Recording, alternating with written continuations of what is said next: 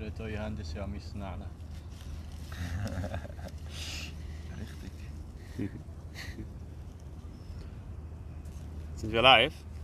Ja, ich sehe uns. Also, Maschallah. Ah ja, genau. Maschallah, gutes Bild. Sehr schön. Also, jetzt.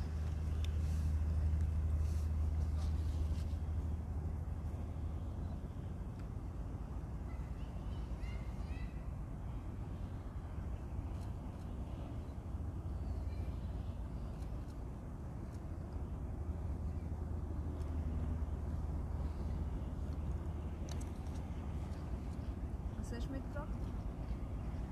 Nein, nicht. Nicht süß, weil Kassim auch nicht Zucker trinkt. Mal schauen, ob das gut kommt.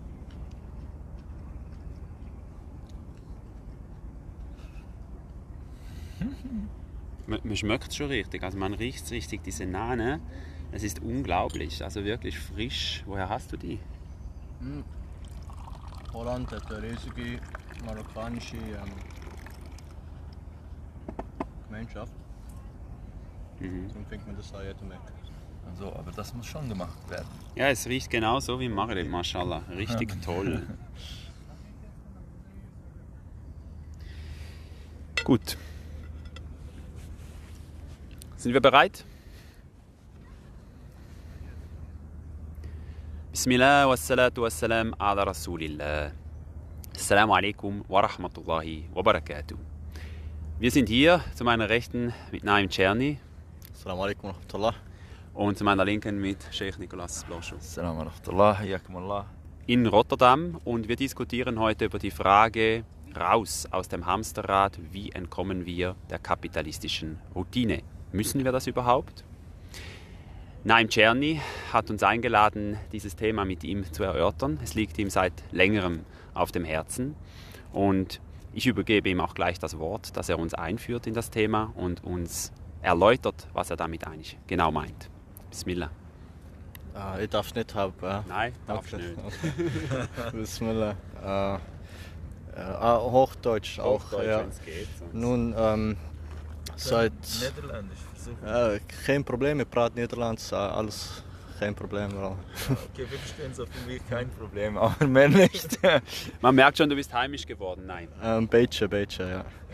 Maar um auf die Frage zu antworten, in der Tat liegt es mir schon seit langem auf dem Herzen, in den letzten paar Monaten und auch Jahren viele Gespräche geführt mit Muslimen, und jetzt nach fast 10 Jahre Aktivismus, so zurückblickend, kann ich sagen, dass es sehr viele Brüder gibt und auch Schwestern, die sehr motiviert waren, für die Rechte der Muslime aufzustehen, sich zu bewegen, uns Platz zu schaffen in dieser Gesellschaft, aber nach ein paar Jahren gezwungen wurden, oder freiwillig oder nicht, sich wieder zurück in das System einzubringen, als kleines Zahnrad zu arbeiten, Studium, Arbeit, auf Geld zu verdienen, Familie durchzubringen, die Kinder in die Schule zu schicken, halt ein normales bürgerliches Leben zu führen, und dann, wenn dann noch irgendwie Zeit zur Verfügung steht, am Abend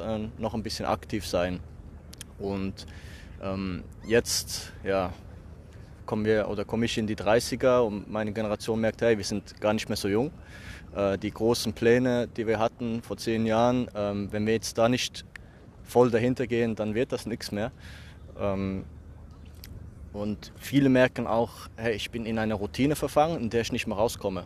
Und wenn ich nicht jetzt was ändere, dann werde ich wahrscheinlich so bis zum Pensionsalter in diese Situation gefangen sein. Vielleicht in meiner Firma ein bisschen aufsteigen, vielleicht eine andere Firma haben, aber grundsätzlich immer im gleichen Muster gefangen bleiben. Und ja, sobald dann die Energie verbraucht ist, sobald du als Brennstoff für das System verbraucht bist, darfst du in die Pension gehen, aber dann hast du keine Energie mehr für den Islam irgendwas zu tun. Dann kannst du noch ein bisschen Hajj gehen und ein bisschen Koran lesen und so. Schön für dein Seelenheil, aber für die Umma wirst du nicht mehr viel beizutragen haben. Und da muss sich was ändern, und da ist dann der Wunsch groß, sowas zu ändern. Allah barik fik. Sheikh, wie antwortest du darauf? Also ich finde natürlich, es ist gar nicht so einfach darauf zu antworten, weil ich meine, ich kann das nachvollziehen, ich sehe ja die Entwicklung auch selbst. Vor 10 Jahren hat vieles bei unseren jüngeren Geschwistern anders ausgesehen, als dass es jetzt ist. In der Tat sind viele eingebunden, viele von ihnen haben Familien und haben Kinder und wissen mittlerweile, es ist nicht mehr so viel Spielraum mehr da, um sich um anderes zu kümmern, weil sie sich ja irgendwie verpflichtet haben, auch für diese Familien aufzukommen. Und da kommt man nicht mehr so einfach raus. Ja. Also von dem her kann ich das sehr, sehr gut nachvollziehen. Nur jetzt gerade in der Schweiz, ja, muss ich sagen, ist es sehr schwierig, das irgendwie anders anzugehen. Deshalb hätte ich jetzt mal noch weiter zugehört und um vielleicht ein bisschen besser zu verstehen, was denn der Ansatz da wäre von Naim, weil, ja, ich meine, es ist in der Tat so, man muss sich überlegen, was wir tun. Die Frage ist aber, was, ja.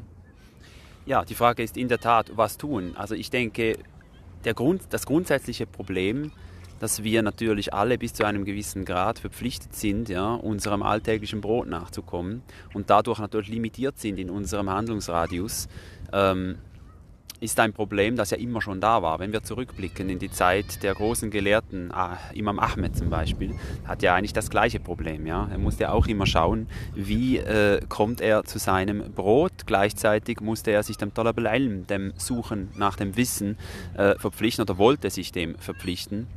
Ja, und dieses Spannungsfeld zu überbrücken, sozusagen zwischen dem Da'i, zwischen dem Narschid, also dem Rufer in der Gesellschaft und dem Familienvater und, sagen wir mal, verantwortlichen Zeitgenossen, der auch sein Geld beschafft, sozusagen, ja, ist natürlich immer schon da gewesen. Nun, die Frage wäre natürlich, was gibt es hier in der heutigen Zeit aus deiner Sicht, Naim, für Lösungsansätze? Du hast ja das Thema aufgeworfen, nicht?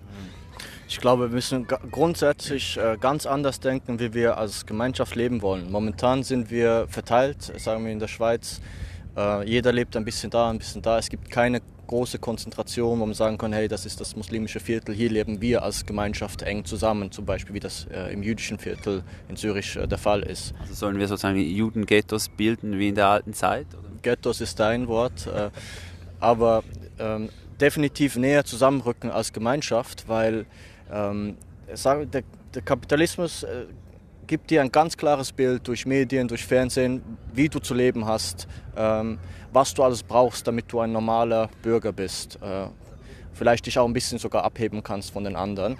Und gibt uns immer neue Spielsachen, die wir dann, für die wir viel Geld aufbringen müssen, um die dann zu haben. Ne? Das ganze Leben passt sich den neuen Technologien an, sagen wir jetzt zum Beispiel ein neues iPhone oder iPad etc. Mag cool sein am Anfang, aber mehr und mehr, und das sieht man hier gerade in Holland, passt sich das ganze System der neuen Technologie an. Dann musst du ein iPhone haben, dann musst du ein iPad haben, weil sonst kannst du nicht mehr bezahlen, sonst kannst du nicht mehr online deine Sachen eingeben etc. In der Tat haben wir heute selbst erlebt, ne, als wir die Windmühle besuchen wollten. Da hieß es, man kann nur noch online mit dem Telefon bezahlen und nicht mehr bar. Genau, also was machst du jetzt, wenn du sagst, ja, ich mag dafür nicht 1000 Franken ausgeben? Ja, dann bist du einfach außerhalb der Gesellschaft. Gibt auch günstigere Telefone. Gibt auch günstigere, definitiv. Aber der Grundsatz ist, dass wir diese Sache eigentlich nicht unbedingt brauchen. So. Wenn wir zusammenrücken, anstatt jeder einzeln sich alles anschaffen muss, zusammenrücken, als Gemeinschaft leben, vielleicht Platz teilen. Wir brauchen nicht große Wohnungen. Wir könnten zum Beispiel, ich bin jetzt ein bisschen am Überspringen, aber nehmen wir an, wir haben einen Gemeinschaftskomplex, ein Gebäude, ein Quartier, ein Block und da braucht nicht jeder 4, 5 Zimmer, je nach Größe der Familie, aber da könnten wir zum Beispiel einen Gemeinschaftsraum haben, eine Gemeinschaftsküche. Und anstatt dass jeder für sich selber kocht am Abend, könnte man abmachen, hey, heute kocht die und die Familie. Heute kochst du und dann musst du plötzlich nur noch einmal alle 10 Tage kochen. Wie konkret könnte man so etwas umsetzen? Ich meine, wir leben in einem System, wo eine Wohnung im Durchschnitt, sagen wir mal, auf Europa bezogen zwischen 150 und irgendwo 500.000 Euro kostet. Ja, ziemlich egal, wo man jetzt gerade lebt. Wie baut man sich so etwas überhaupt erst auf? Ich komme gleich darauf zurück, aber nochmal, um die Sachen zu teilen. Warum braucht jeder ein Rasenmäher? Warum braucht jeder ein Auto? Warum braucht jeder all diese Gadgets? Die könnte man in so einem Komplex teilen und die Kosten massiv reduzieren, die Lebenskosten massiv reduzieren. Man könnte die Aufgaben verteilen. Und darum können wir später nochmal zu sprechen kommen, um deine Frage zu beantworten. Wenn wir es schaffen, für fancy Moscheen Millionen aufzubringen, die dann einfach leer sind oder höchstens gebetet wird oder manchmal ein bisschen das arabische Alphabet auswendig gelernt wird, dann müssen wir es doch auch schaffen, unsere Lebenssituation mit sehr viel Geld zu verändern können. Das ist eine einmalige Investition, die sich auf die lange Dauer absolut auszahlen wird. Ist es denn so, dass die Moscheen so einfach aufgebaut werden? Also ist das Geld einfach so flugs mal da, um eine Moschee aufzubauen? Oder ist es nicht vielmehr eigentlich auch so, dass wir große Schwierigkeiten haben, wie wir sehen, zum Teil an die Gelder heranzukommen, um solche Moscheen zu bauen? Doch, effektiv. Ich meine, es ist überhaupt keine Selbstverständlichkeit, so eine große Moschee aufzubauen, ganz geknüpft an ganz viele Probleme, die einerseits Inland sind, weil bedingt durch die Gemeinderegeln, bedingt durch eine Reihe von politischen Problemen, aber dann natürlich auch auf der, sagen wir, wenn man es so sagen will, Meta-Ebene, also internationale Politik spielt damit, das Einschränken von internationalen Geldflüssen, dann die ganzen Beschränkungen in den Ländern, die ja vor allem dann diese Moscheen finanzieren möchten. Gut, wir möchten nicht zu tief vielleicht in die Thematik rein. Aber was ich sagen will, es ist nicht einfach, solch eine Sache aufzuziehen. Und dann ist es halt meistens so, wenn das dann noch zustande kommt, dann kommt es so zustande, dass es innerhalb sagen wir mal, der hiesigen Regeln sehr engmaschig aufgebaut werden muss. Und dann ist nicht mehr viel Platz da, um eben... Was meinst du damit, engmaschig in den hiesigen Regeln? Also eigentlich klingt das ja ganz verlockend, was Naim sagt. Ja, eigentlich auch sehr einfach, nicht? Es erinnert an den Kommunitarismus der 70er Jahre. Man sagt, man bildet eine Kommune, nicht? Und nutzt zusammen sozusagen gewisse Einrichtungen und auch Geräte und so weiter, ja, um dann letztlich sozusagen synergetische Effekte zu erzielen. Das ist was anderes. Also ich würde mal aufpassen, dass wir, also die Frage der Moschee ist eine Sache und wie die Moscheen in Europa finanziert werden, habe ich das Gefühl, ist schon auch ganz verschieden, je nachdem, wie man es sieht. Dann kommt das dazu, es gibt ja Menschen, die wollen irgendwie mit dem etwas symbolisieren. Ja, ich habe ein symbolisches Kapital, ich präsentiere hier etwas, ich möchte etwas aufbauen, eine Sadaqa oder eine Waqf. Ja. Das ist hier in diesem Fall was anderes. Ja. Hier profitieren einzelne Individuen von diesem Gemeinschaftsprojekt sozusagen und da müssen sie sich zuerst einmal davon überzeugen lassen und die Bereitschaft aufbringen, dann auch persönlich zurückzustecken, weil wir eben gerade in einer Gesellschaft leben, die alles darauf auslegt, dass das Individuum im Zentrum steht und bei solch einem Projekt müsste sozusagen das Individuum dann zurückstecken. Ja. Bei der Moschee hingegen kann man sich profilieren. Ich habe diese Moschee gebaut, ich. Ja. Also das sich zurückstecken, sich zurücknehmen, ja, dass sozusagen diese kommunitare Idee, dass jeder etwas reingibt in den Topf und nur das rausnimmt, was er gerade braucht. Ist es das, was du meinst? Das kommt sicher darauf hin. Ich glaube, dass wir den übertriebenen Individualismus, den wir gerade durchleben, durchbrechen müssen auf eine Art, in dem Sinn, ja. Warum nochmal müssen wir das für die Zuschauer, die jetzt gerade erst zugeschaut hatten, diskutieren über die Thematik raus aus dem Hamsterrad, wie entkommen wir der kapitalistischen Routine? Ja? Und Naim Czerny stellt sich auf den Standpunkt, dass wir sozusagen in dieser Routine gefangen sind und dadurch immer weniger in der Lage sind, ja, die islamische Dauer, aber auch das islamische Leben an sich eigentlich zu führen und auf irgendeine Art und Weise immer mehr in diesem Routinsystem eingebunden werden, je älter auch wir werden, wegen zunehmender Verantwortung und so weiter. Also konkret, wie kommen wir da raus aus diesem Hamsterrad? Die Frage, ne?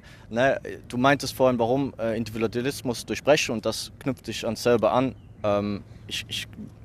bin der festen Überzeugung, dass wir als Umma, als einen Körper leben sollten, so, wenn wir uns die Quelltexte anschauen und wie der Prophet die Gemeinschaft aufgebaut hat, dann sind die Individuen, die haben ihren Charakter beibehalten, aber die sind eingeschmolzen in die Umma, als einen Körper. Und wenn man das vergleicht zu der Zeit heutzutage, da ist Nafsi Nafsi am wichtigsten. Was ich gerade will, was meine Meinung ist, ist am wichtigsten. Und das haben die Muslime so 1:1 übernommen. Und war das nicht immer schon da? Nein, glaube ich nicht. Ich glaube, immer dann, wenn es große Veränderungen gab, wenn die Geschichte maßgeblich verändert wurde, haben sich sehr viele Leute ihren eigenen Nefs zurückgesteckt und für die Sache geopfert. Ein Beispiel? Die Sira des Propheten, die Eroberung von Jerusalem, der Dschihad in Tschetschenien, der Dschihad in Syrien. Eigentlich immer dort, wo sehr viel Leid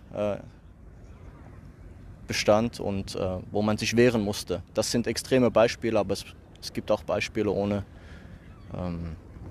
Krieg. Um vielleicht nicht-muslimische Beispiele zu erwähnen, dann sind es Aktivisten, die in Amerika, wenn wir schon vom Black Lives Matter jetzt gerade das Thema haben, die Situation der Schwarzen im Süden hat sich erst dann geändert, als Aktivisten und Drohungen ihres eigenen Lebens in den Süden gezogen sind, um dort mit Hand und Tat und ihrem Leben und Einsatz die Situation zu ändern.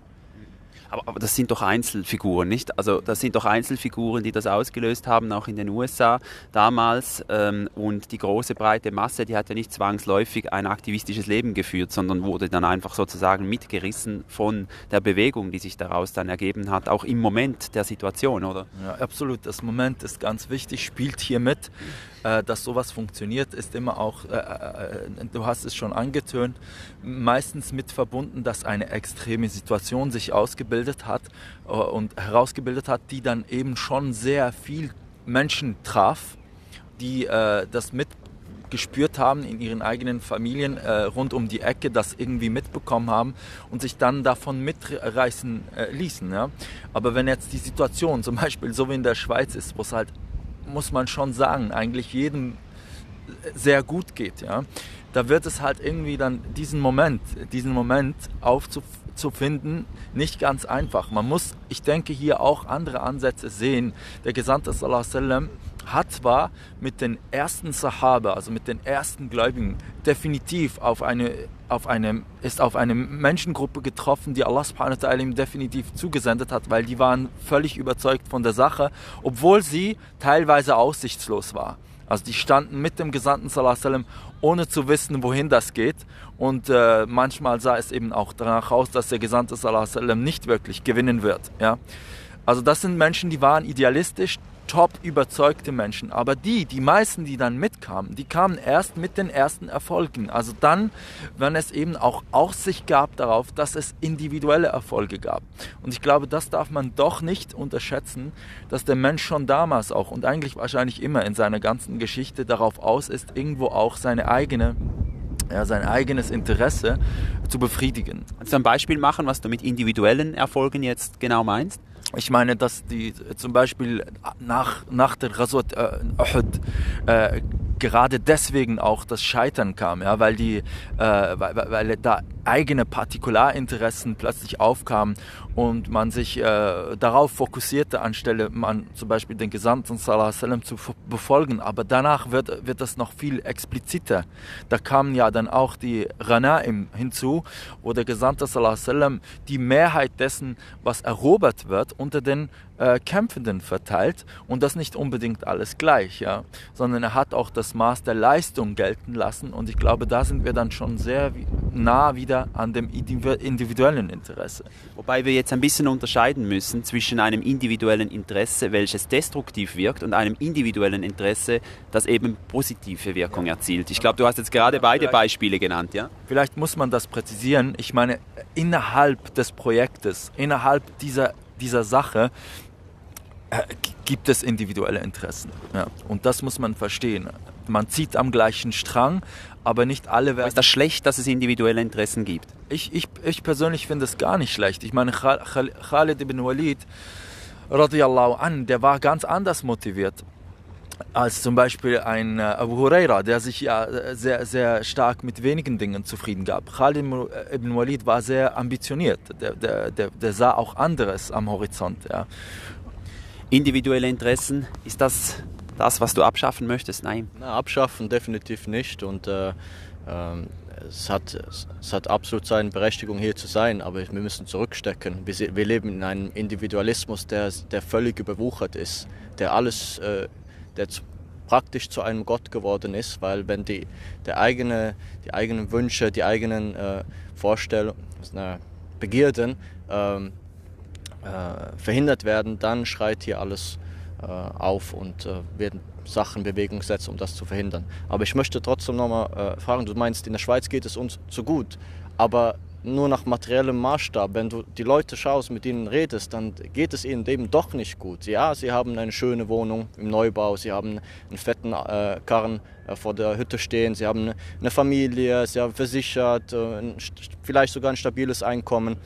Aber geht es ihnen gut? Ich bezweifle es. Und mit den vielen Gesprächen... Weshalb geht es ihnen nicht gut? Weil das leer ist. Wenn das alles ist, was das Leben zu bieten hat, dann ist das einfach leer. Dann ist das ein Zahnradsein im System und man erfüllt seine eigene Funktion. Aber das ist dann auch schon alles. Und man geht vielleicht zweimal im Jahr irgendwo in die Ferien. Und das ist, damit war es. Ja gut, aber du reduzierst natürlich die Sache jetzt schon ein bisschen. Ich meine, es gibt ja daneben auch noch, man hat noch eine Familie, man geht vielleicht auch auf in seinem Job. Es ist ja nicht so, dass jeder, der arbeiten geht zum Beispiel, findet, hey, das ist eine Qual, diese Arbeit. Es gibt ja auch Menschen, die lieben ihre Arbeit. Wiederum andere bilden sich weiter und steigen auf in diesem System und haben ja auch sehr viel davon, weil sie auch wirklich sehr viel verdienen, auch viel auf die Seite legen können. Sie selber haben was davon, ja. Aber was hat die Oma davon? Nein, wir haben jetzt von der Schweiz gesprochen natürlich, ja. Ja, aber ich rede von den Muslimen. Ich rede von den Muslimen, die in diesem Zyklus drin sind und vor allem von denen, die etwas verändern wollen für den Islam, die aktiv sein wollen. Es gab ja viele Beispiele auch unter den Sahaba, die eben gerade auch wirtschaftlich sehr expansiv unterwegs waren, die zum Teil reiche Männer wurden auch im späteren Zeitraum in Medina zum Beispiel. Zubayr ibn al-Awwam wurde zu einem Multimillionär, wenn man das in die heutige Zeit übersetzen will. Und schlussendlich haben sie sicher einen massiven Teil ihres Vermögens gegeben und investiert in die Sache. Aber das meine ich jetzt eben.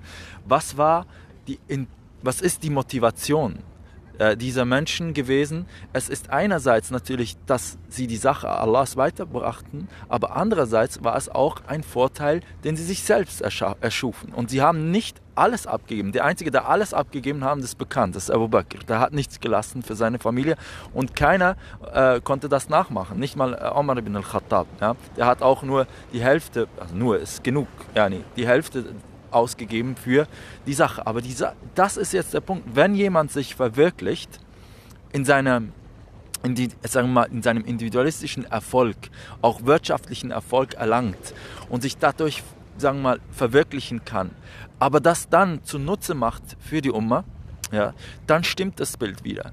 Wohingegen, wenn man das ausbremst, dann sind wir als Umma benachteiligt, weil wir nicht wirklich konkurrenzfähig bleiben gegenüber anderen, die ja viel mehr auf Leistung dann setzen würden. Oder habe ich das irgendwie... Ja, wenn sie es dann für die Umma einsetzen.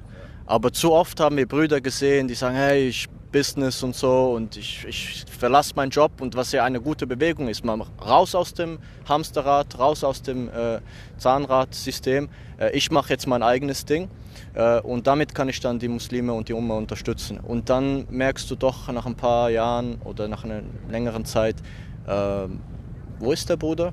Wo ist seine Unterstützung? Weiß ich nicht. Aber ein fettes Auto steht vor der Türe, das musste man sich leisten und das, ein Haus unten zu Hause und in der Schweiz und das konnte man sich alles leisten. Aber für die Umma muss die Leute, die aktiv sind, müssen dann wieder die Hand hinhalten. Und diese Dynamik finde ich hochproblematisch. Ja. Das Gut. kann ich ganz verstehen, ja. Wir haben hier eine Wortmeldung vom Bruder Anel Alidzic. Ich hoffe, ich spreche den Namen richtig aus, sonst tut es mir leid. Die Kommunenbildung ist doch keine Lösung. Khilafa ist die Lösung. Also das... Ja, klar, ja. Wir sind jetzt, also, was Naim anspricht, die mit der Kommunenbildung, wenn das ist, ich meine, das ist natürlich in Bezug auf unsere Gesellschaft schon viel naheliegender als jetzt die Khilafa-Frage. Das muss man schon klar festhalten. Die Khilafa-Frage ist mal abgesondert davon, von unserer Diskussion, ist eine Riesendiskussion und sie findet auf einer ganz anderen Ebene Gut, statt. aber ich möchte hier die Frage aufwerfen, rein systematisch. Gibt es hier auf der systematischen Ebene einen grundsätzlichen Unterschied zwischen dem Entwurf, der jetzt Naim hier formuliert hat, also dieser kommunitarische, man kann vielleicht auch sagen, etwas böse, kommunistische Entwurf, ja, und einem eigentlichen islamischen System, sagen wir mal, einem Kalifat? Also wenn man davon, sagen wir mal, ich nenne es jetzt islamisches System vielleicht, dann ist der Begriff weitgreifend. Wir haben dann ein System, das funktioniert nach bestimmten Maßstaben, Gesetzen, das muss alles ausgehandelt werden. Jetzt sowieso, wir haben kein Modell mehr, das wir 1:1 übernehmen könnten, mal abgesehen davon, dass es überhaupt nicht da ist. Ja. Aber es ist dann ein System mit einer Gesellschaft und nicht mit einer riesen Kommune. Und das ist halt schon ein bisschen was anderes, weil in der Gesellschaft entwickeln sich verschiedene Gruppen, sie verwirklichen sich, es gibt verschiedene Interessen, es gibt verschiedene Gesellschaftsschichten halt auch in diesem gleichen System. Das ist wahrscheinlich schon ganz anders. Muss wahrscheinlich kein Gegensatz sein, Naim Czerny, weil ich nehme mal an, du unterscheidest natürlich zwischen einem stehenden islamischen System, ja, und einer Situation, wie wir jetzt gerade drin leben. Und der Situation, wo wir jetzt gerade drin leben, ist es ja nicht so, dass es realistisch wäre, dass wir irgendeiner Art und Weise auch nur darüber nachdenken, ein islamisches System umzusetzen. Also denkst du in anderen Kategorien, oder? Ich glaube, dass die Kommune oder die Jama'a die kleinste Form von Khilafa ist, wenn man so will. Dass wenn, sagen wir, unabhängig voneinander überall solche Gemeinschaften entstehen, die eng zusammenwachsen, die sich gegenseitig unterstützen, die teilen und nicht ihre eigenen individuellen Interessen in den Vordergrund stellen, sondern die der Gemeinschaft. Und da hast du das überall. Plötzlich ist es gar nicht mehr so schwierig, diese Gemeinschaften zu verbinden. Vor allem, wenn man ein generelles Verständnis von islamischer Umma vermittelt. Ja. In diesem Zusammenhang stellt sich einfach auch die Frage, wenn wir jetzt bei diesen Kommunen sind, also die waren ja en vogue, wie gesagt, in den 60er, 70er Jahren vor allem.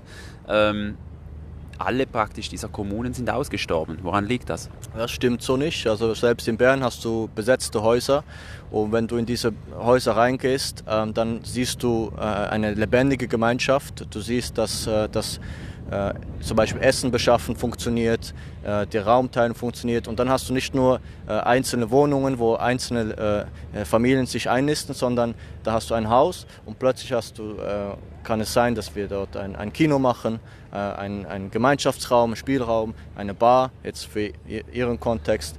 Plötzlich ist viel mehr möglich, was du als eigene Familie gar nicht hinkriegst. Ja. Ist das auf Bestand angelegt, so eine Besetzungskultur? Ich verstehe den Aspekt natürlich der Teilung, dass man sich dadurch viel mehr ermöglicht und zum Teil auch ermöglichen kann. Aber das setzt ja voraus, dass einerseits bin ich jetzt ein bisschen böse, aber das setzt ja voraus, dass eine Gruppe von Benachteiligten oder zumindest Menschen zusammenkommen, die nicht die gleichen Möglichkeiten haben wie Menschen, die sich viel leisten können. Und dadurch, dass sie sich zusammentun, sozusagen ein Kapital aufbringen können, womit sie sich dann eben etwas leisten können, was sie sich sonst nicht leisten könnten. Aber wenn jetzt jemand in diese Kommune kommt, der viel Geld hat, der fragt sich dann irgendwann, warum soll ich jetzt zum Beispiel mehr zahlen? Und darum sage ich, es geht hier sehr stark vom Individuum aus. Warum soll ich hier mehr zahlen als die anderen, die weniger tun oder weniger verdienen, weil sie halt auch weniger geleistet haben? So, diese Frage kommt dann irgendwann mal, weil es ja eben um persönliche Sachen geht, um individuelle Sachen geht. Also der Individualismus bricht das System der Kommune? Nein, überhaupt nicht. Wenn man mit derselben Intention der Aufbau dieser Gemeinschaft in die Sache reingeht, dann bringt der eine halt viel Geld und der andere bringt sehr viel Know-how und zusammen baut man das auf. Also das widerspricht sich überhaupt nicht. Wenn jemand mit genau dieser Haltung, die du gerade erwähnt hast, in dieser Gemeinschaft ist, ja, dann kann es brechen. Aber da muss man von vornherein klar sein. Ist es nicht so, dass es ist ja schon sehr eine marxistische Grundauslegung, nicht? Also das Kommune, das Kommunitare, das kommunistisch-sozialistische, nicht? Ist es nicht so, dass der Niedergang des Marxismus doch gerade den Beweis geliefert hat dafür, dass der Mensch an und für sich eben doch eher ein Individualismus sozusagen lebt oder in sich verkörpert und eben das Ideal auf die Dauer, ja, sozusagen zusammenzulegen und auch wenn ich, sagen wir mal, mehr verdiene als die anderen Kommunen, so das einfach abzugeben, Topf reinzugeben für alle, ja, dass das auf die Dauer einfach nicht funktioniert. Riesenfass aufgemacht, maße ich mir nicht an zu beantworten, aber wenn man die islamischen Gemeinschaften anschaut, die am resistentesten sind gegenüber, sage ich mal, der Hegemonialmacht Westen, dann sind es doch die Pashtunen in Afghanistan, dann sind es Sind die kommunitarisch organisiert? Ja, bis zu einem gewissen Grad auf jeden Fall. Ja. Oder auch die Berber in Marokko, stures Volk, wenn man so will, sind kommunitarisch organisiert, bis zu einem gewissen Grad auch wieder. Und weil sie halt von sich selber abhängig sind und auf sich selber sich stützen können, sind sie nicht abhängig von irgendeiner Macht, die ihnen dann mit glitzernden Sachen kommt und man die Individuen aus der Gruppe rausziehen kann und die Gemeinschaft dann brechen kann. Also ich würde jetzt, weißt du, den Ansatz und auch die Problematik die würde ich nicht bestreiten, aber ich würde es dennoch sagen, das ist natürlich gerade diese beiden Beispiele sind heikel. Ich meine, auf der einen Seite würde ich fast meine Hand ins Feuer legen dafür, dass auch die Berber gerade eben mit materialistischen und kapitalistischen Ansätzen sehr wohl durchdrungen würden und sehr wohl nicht mehr im Sinne einer Kommune agieren würden und so auch für die Pashtunen. Ich glaube, dort sind ganz andere Ansätze, die das zusammenhalten. Das ist einerseits die Abstammung, ja, die gleiche Herkunft, die Ethnie. Dann haben wir die Familienverbände, die ganzen Clans, die da zusammenhalten. Und das ist ja auch sozusagen eben dann ein Machterhalt, der hier stattfindet, wo es darum geht, dass sie sich gegen außer Machteinflüsse wehren, der schon ewig erkämpft wurde, also auch besteht. Und nicht unbedingt die Idee der Kommune an sich im Vordergrund steht. Ja. Ich sehe gerade, es gibt auch hier wieder Wortmeldungen von unseren Zuschauerinnen und Zuschauern. Ein Bruder Sahbi Zaharouni schreibt, Naim redet aus einem sozialistischen Hintergrund und Nicola eher aus einem kapitalistischen. Sehr interessant. Ja, also es gibt offenbar so ein bisschen in der Diskussion die Tendenz, beide wollen eine islamische Gesellschaft, ja, Naim und Sheikh Abdullah. Beide wollen eine Gesellschaft, die nach islamischen Normen konfiguriert ist. Für Naim Czerny ist es sozusagen die kleinste Zelle dieser Gesellschaft, ist die Kommune. Für Nicolas Blanchot ist es die Gesellschaft, ja, wenn ich das richtig verstanden habe. Stelle ich einfach mal provokativ die Frage, ist der Islam sozialistisch oder ist der Islam kapitalistisch? Keines von beiden. Keines von beiden. Ich glaube, der Islam ist islamisch. Und die Sira des Propheten gibt uns genug Anlass, das eine oder das andere zu probieren. Aber ich bin überzeugt, dass wenn wir unsere Situation ändern wollen, in der wir momentan stecken, da braucht es Aufopferung, da braucht es Mut, sich ins Ungewisse zu gehen, wenn man aktiv sein will, sich rauszunehmen aus dem Hamsterrad, in dem man drin ist, aus der Routine, darauf zu vertrauen, dass Allah Ar-Razaq ist und den Risk für dich bereithält und dass du dich zusammenbewegst, dass wir uns nach innen drehen, in die Gemeinschaft. Was meinst du damit? Mental, unsere Loyalität in die Gemeinschaft setzen, unsere Aktivitäten, unser ganzes Handeln, dass das nach innen... Mach ein konkretes Beispiel für unsere Zuschauerinnen und Zuschauer. Du redest aus der aktivistischen Perspektive. Vielleicht erklärst du das etwas so, dass die Leute sozusagen nachkommen, was das für sie konkret in ihrem Alltag bedeuten könnte. Okay, viele Muslime haben Angst um ihre Kinder und die Education, was ist das? Erziehung? Bildung, ja. Und dass sie dann ihren Fußstapfen folgen. Wenn du aber jetzt den ganzen Tag arbeiten gehst, wer übernimmt die Erziehung deiner Kinder? Vielleicht muss sogar deine Frau arbeiten, weil du den Lebensstandard sonst nicht leisten kannst. Weil du denkst, du musst ja dafür für deine Familie aufkommen. Die Erziehung deiner Kinder übernimmt dann der Staat. So. Und wenn du denkst, dass das keine Spuren hinterlassen wird, muss ich dich enttäuschen. Jetzt aber, wenn wir uns als Gemeinschaft organisieren können, in einer Kommune, in einem Komplex, in einem physischen Raum, haben wir die Möglichkeit, dass Schwestern und Brüder jeweils den Unterricht übernehmen können. Und gerade in dem, was sie mit Leidenschaft gerne machen, wie ich zum Beispiel filmen, kann ich darüber stundenlang erzählen. Du könntest stundenlang über Geschichte den Kindern erzählen, die Sira des Propheten etc. Unsere nächste Generation wäre absolut gesichert, wobei jetzt die Generation, die sich in den Staatsschulen befindet, auf sehr dünnem Eis bewegt, wenn das konkret genug ist. Wer lehrt die Kinder dann komplexe Algebra? Ja, ich bin mir sicher, dass wir auch Mathe-Genies unter unseren Brüdern und Schwestern haben. Ja. Allah yubarik fik. Mathe-Genies? Ja, sicher, wir haben helle Köpfe, das bezweifle ich nicht. Insbesondere natürlich, was die harten Wissenschaften angeht, ja, in Mathematik und so, das glaube ich. Aber wo wir halt einen riesen Leck haben, das ist schon dort, wo eben die philosophischen Ansätze, wenn ich das so sagen darf, beginnen, ja, die Gedankenkonstrukte, die Systemtheorie, das Ganze drumherum, was ganz wichtig ist, was durchdacht werden muss auch, was wir hier machen wollen. Und deshalb die Frage, ist der Islam so oder so, auch die Frage, die gekommen ist vom Kommentar, eher sozialistisch, eher kapitalistisch, würde ich von meiner Seite her gleich ablehnen. Der Islam ist weder noch, der Islam ist sui generis, also eine Kategorie für sich. Er besetzt ein ganzes Genre. Er ist ein System, das von hinten, also von Anfang an bis zum Ende durchgedacht ist. Nur die Frage ist, wie schaffen wir es, Muslime, in der heutigen Zeit in unseren Überlegungen und in unserer Systemanwendung wieder ein Modell hinzukriegen, das in der heutigen Zeit funktioniert. Das ist die Herausforderung auf dieser Ebene. Aber ich glaube schon, dass die Ebene, die Naim anspricht, die ist ganz berechtigt, weil die trifft uns direkt. Ja, die ist jetzt direkt auf uns bezogen. Das klingt jetzt alles sehr theoretisch. Wir sind jetzt sozusagen vom praktischen Aspekt raus aus dem Hamsterrad auf eine sehr theoretische Ebene gekommen. Die Frage für unsere Zuschauerinnen und Zuschauer bleibt bestehen. Wie komme ich aus diesem Hamsterrad heraus? Ganz konkret, Naim Czerny. Kommt darauf an, ob du schon eine Gemeinschaft hast oder alleine bist. Wenn du alleine für dich bist und deine Familie. Was tust du dann? Das Erste, was du suchst, ist eine Gemeinschaft. Ist Leute, die ähnlich fühlen, denken.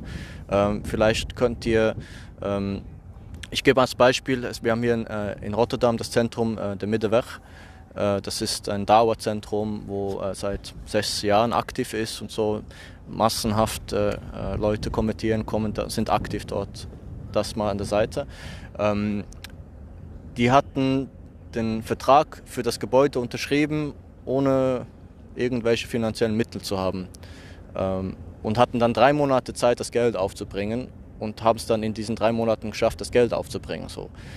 Ich glaube fest daran, dass wenn du dir ein Ziel setzt und bereit bist, alles dafür zu opfern, dass Allah dir einen Weg gibt. Darf ich nachfragen, ist das jetzt als eine Kommune organisiert oder ist das einfach eine Gemeinschaft, wie viele andere auch, als Verein organisiert? Es ist ein Verein, der sich zu einer Kommune entwickelt. Also was das nächste ist, dass man Wohnungen auf das Gebäude draufbaut, dass man die Wohnblöcke nebendran aufkauft, sodass die Leute, die ja aktiv sind in der Gemeinschaft, auch zusammen dort das Leben sind. Und die Stadt Rotterdam lässt das zu? Ja, die Stadt Rotterdam hat auch einen muslimischen Bürgermeister. Ja gut, das sind natürlich andere Ausgangspositionen als bei uns in der Schweiz. Natürlich, die Schweiz hat ja schon sozusagen aufgestandene Haare, wenn sie nur davon hört, was du jetzt erzählst. Ich meine, das ist ein absolutes Tabu. Das kann man nicht bringen. Ich meine, da spricht man eben sofort von Ghettoisierung, Parallelgesellschaft, Parallelrecht, wir wollen die Scharia einführen und so weiter und so fort. Also du siehst, das ist ein rotes Tuch und schon deshalb muss man sich eben auch die Frage Frage stellen, wird das überhaupt so funktionieren können? Ist auch vom Kontext abhängig, aber ich wage hier große Zweifel zu hegen, ja. Ganz sicher. Was ist deine Lösung? Raus aus dem Hamsterrad bedeutet für mich Selbstverwirklichung. Ich finde, gerade im Kontext Schweiz wäre es eben schon ganz wichtig, dass Muslime verstehen, man kann einerseits aktivistisch sein, das ist ganz wichtig. Wir brauchen muslimische Aktivisten, die sich an die Front wagen, die auch wagen, dass man schlecht über sie redet, dass man sie durch den Dreck zieht. Aber wir brauchen ein ganz breites, sagen wir mal, Backkader, wenn man so sagen will, beziehungsweise wir brauchen ganz viele Leute, die im Hintergrund agieren und durch ihre Selbstverwirklichung, also durch ihre Leistung, die sie erbringen, mit der Intention, dass sie dadurch, durch diese Kraft, die sie dann erlangen, innerhalb dieser gleichen Gemeinschaft sozusagen sich einbringen können, vor allem eben finanziell, und dafür sorgen, dass diese Gemeinschaft sich in der Schweiz verwirklichen kann. Also dort ist man dann raus aus dem Hamsterrad. Sprich auf das Individuum gesehen, empfehle ich zum Beispiel jedem, der fähig ist, die Lage dazu hat, studiert hat, sich selbst zu verwirklichen, unabhängig zu werden, erfolgreich geschäftlich zu werden, dass er dort sozusagen seinen eigenen Raum schaffen kann, wo er eben auch in seinem Unternehmen bestimmen kann, in welche Richtung das es geht. Das ist eine Form der Selbstverwirklichung. Also ein Plädoyer für eine aktive Haltung, für einen Aktivismus innerhalb der Gesellschaft. Naim Czerny? Ich bezweifle, dass das so verwirklicht werden kann, weil der Rahmen fehlt, den Charakter dieser Individuen, die sich dann selbst verwirklichen, zu formen. Die mögen diesen Weg einschlagen, die mögen erfolgreich sein und aber nicht in allzu langer Zeit vergessen, dass sie eigentlich das für die islamische Gemeinschaft gemacht haben. Vielleicht wird es Einzelne geben, die das immer noch mit sich tragen, aber auf eine breite Masse angewendet habe ich große Zweifel. Und gerade wenn man jetzt sich die muslimische Akademiker anschaut und mit denen ins Gespräch kommt, dann muss ich ehrlich sagen, da ist nicht viel Islamisches hängen geblieben. Ein klares Schlusswort von Naim Czerny. Das Plädoyer von Sheikh Abdullah haben wir gehört. Ich würde sagen, wir setzen hier den Punkt. Aus Rotterdam mit mir, Nicolas Blanchot und Naim Czerny zum Thema Raus aus dem Hamsterrad. Wie entkommen wir der kapitalistischen Routine? Assalamu alaikum wa rahmatullahi wa barakatuh.